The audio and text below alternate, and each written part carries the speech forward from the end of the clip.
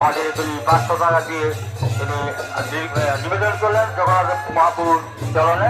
এই গৌতম দাস পিতা শ্রী সত্যিকার বাড়ি কৃষ্ণনগর এই যে স্পেশাল দাম যথা খাবো নাম আমি নাম ঘোষণা করছি আপনারা জানেন